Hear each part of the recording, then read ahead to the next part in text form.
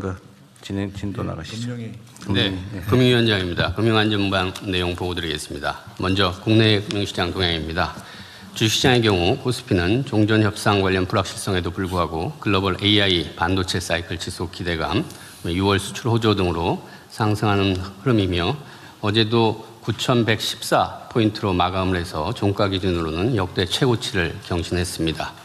두 번째 작은 글씨 보시면 주요국 증시 상승률을 비교해 보면 중동 전쟁 이후로 끊거나 아니면 금년 전체로 보거나 어느 기간을 보더라도 우리나라가 압도적인 상승률을 지금 보이고 있습니다.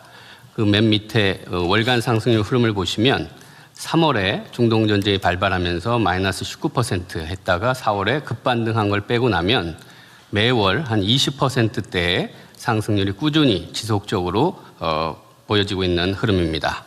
채권 시장은 종전 기대감으로 다소 하락하던 금리가 FOMC 이후 글로벌 기준금리 인상 경계감이 작용하면서 재차 상승하는 모습입니다.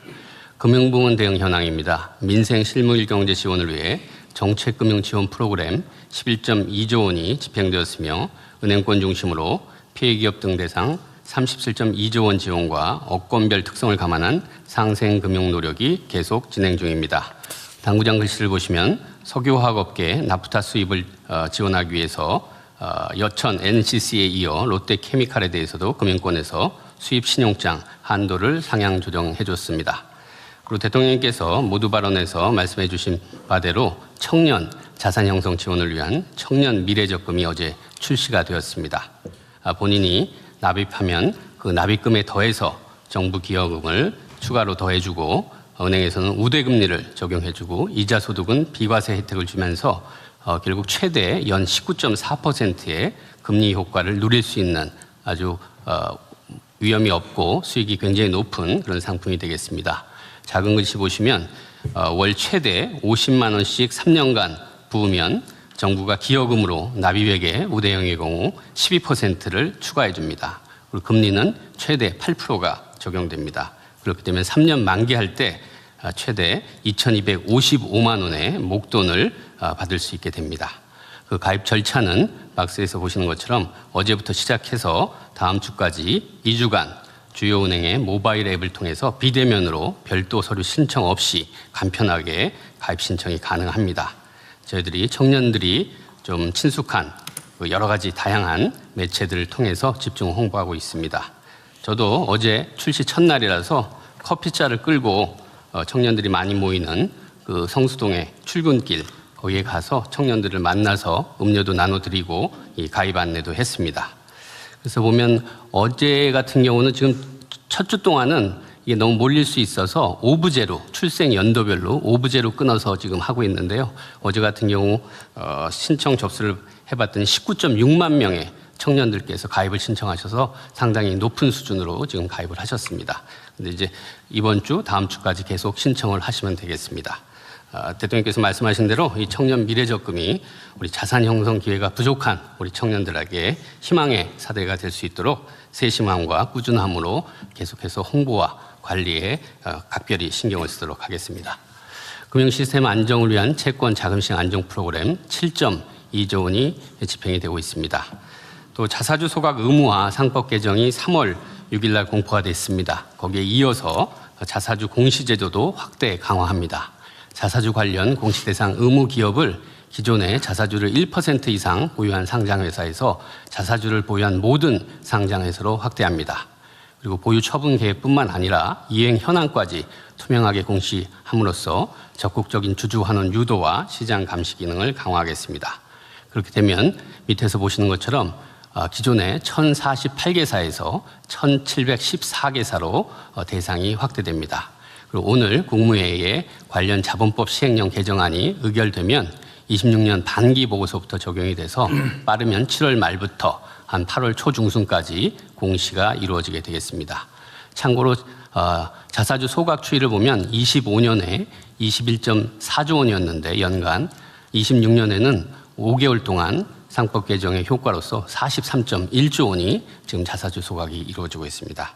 앞으로도 계속해서 민생 지원과 금융 안정을 위한 정책적 대응 노력에 만전을 기하도록 하겠습니다. 이상 보고 마치겠습니다. 청년 미래 적금은 몇 살까지 할 수 있는 거예요? 네.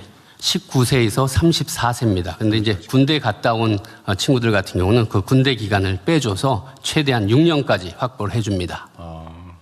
그럼 군대 갔다 온 예를 들면 1년 6개월이면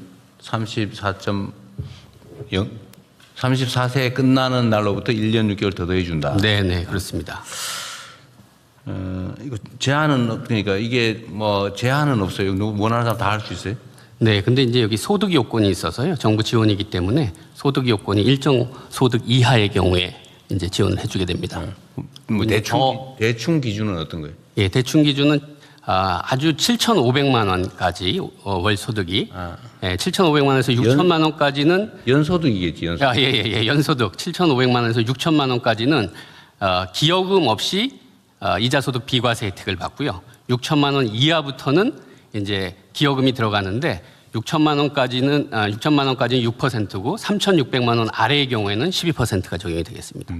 6% 하는 게만 해도 이익은 되는데 그게 어쨌든 6천만 원에서 3,600만 월 500만 원 이하만 된다. 네. 월 500만 원 이상은 혜택이 있긴 있는데 더 낮은 거예요? 아니면 안 되는 거예요? 예, 혜택이 있는데 그건 이자 소득 비과세지. 비과세 예, 정도. 기여금까지는 안 드리는. 그러면은 저기 대상자가 기간은 2주간으로 하는데 넘쳤다. 예를 들면 상한 있어요. 총량 상한이 있어요? 네, 저희들이 예산을 받아온 게 있어서요. 만약에 넘치면 소득이 이제 낮은 순서대로. 그거 빨리 해야 되겠네. 빨리 하는 게 아니라 일단 여기다 신청을 하시면 가입 신청을 하고 2단계는 편하게 하기 위해서 저희들이 적격 심사를 아니, 내 합니다. 말은 네. 저기 선착순으로 잘리는 거 아니에요? 쉽게 말하면. 아닙니다. 가입 신청은 2주 동안 일괄적으로 받고요. 받으면. 네, 그다음에 3주 근데 동안. 막 넘쳤다 예산을. 네. 그럼 이제 받은 분 중에 저희들이 이제 심사해서 소득을 다 어떻게 보면 순서를 매기기 때문에. 그러다가 신청했는데 잘릴 수도 있어요. 제 말은 한도가 있냐 이 말이에요. 예를 들면 금액 한도가 아니고 네. 몇 명까지 그렇지 아니면 않습니다. 총액으로 2주 동안 저희 들어오는 사람 다 해줘요. 네, 다 받습니다. 대상만 되면. 예, 다 받고 대신 3주 동안 심사를 합니다. 이걸 이제 올해 일반에게 저희가 7,450억 정도를 반영을 했습니다. 네. 그래서 320만 명을 대상으로 저희가 그쯤으로 사업이고요. 예상을 한 건데 내 말은 분명히 이게 예산에 한계가 있을 것 같아서 한 얘기예요. 네.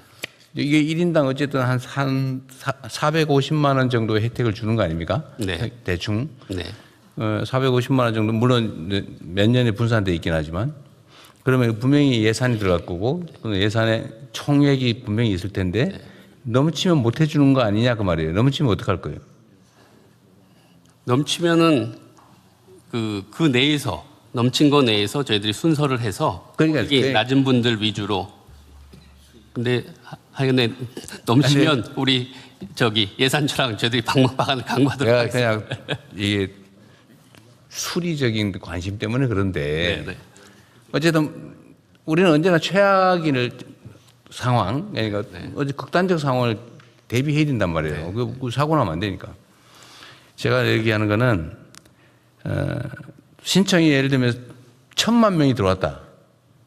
19세부터 35세까지가 인구가 한 7, 800만 명은 될 것 같은데 하여튼 다 들어왔다 그러면 누군가를 배제해야 될 거 아니냐. 배제할 거냐 안 할 거냐.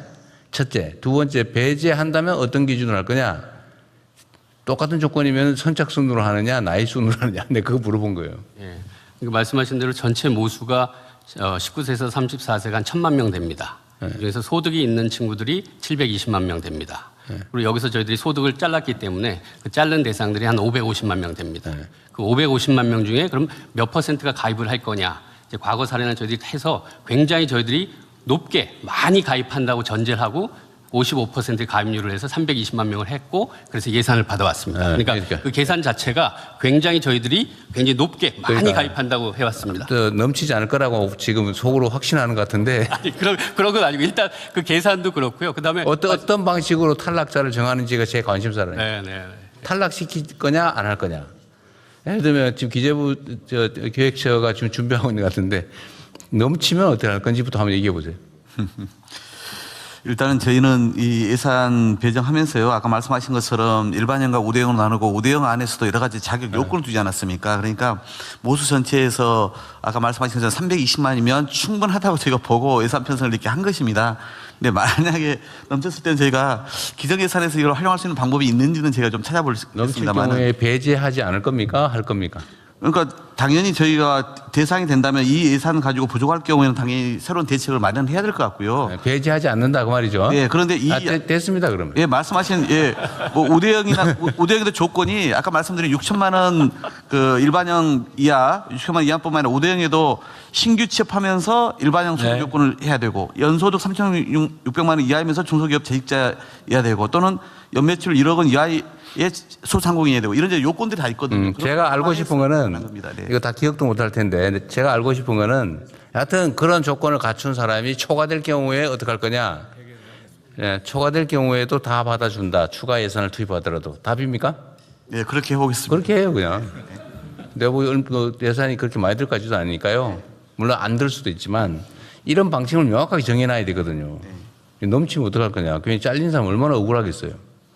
그러니까 어쨌든 2주간 안에 들어오는 사람은 기준에 해당이 되면 추가 예산을 편성해서라도 다 처리해 준다. 그러고 정리하죠. 네, 감사합니다, 대통령님. 네. 알겠습니다. 다른 얘기 있으시면 하시고 없으면 넘어갈까요? 예, 복지부 장관님.